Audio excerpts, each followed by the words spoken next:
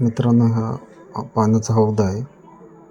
या हौदामध्ये बुडाला साप बसलेला आहे बघा. जो हे आपल्या भागातील पानदिवड, वॉटर स्नेक, चॅकल किलबॅक दिवड असे बरेचसे नाव आहेत.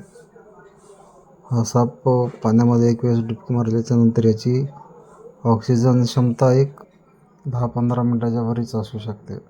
का तर की एक वेळेस डुबकी मारला ना तो लवकर वरती येत नाही, कारण हा जास्त करून पाण्याच्या ठिकाणीच राहणारा साप आहे, जे करून बेंडकोळ्या वगैरे खात असतो. हां बघा पाण्यातली रफ्तार बघा त्याने काय भेटते.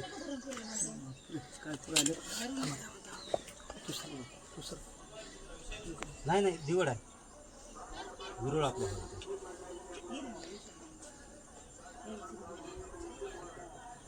सावती पण आहे.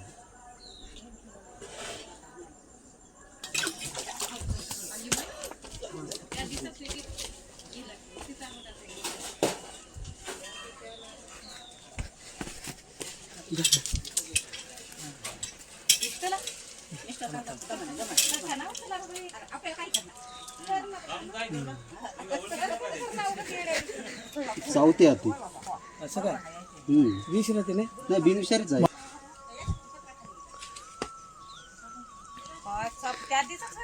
हां पळत गेलेला बरोबर. त्याची जागाच झाली ती. 4 रन देतात. 2 आहे म्हणला या 2 आहे म्हणला.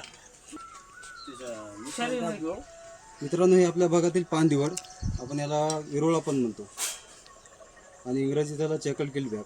हा चावण्यामध्ये खूपच शातीर असतो, कारण वारंवार बाईटच करत असते.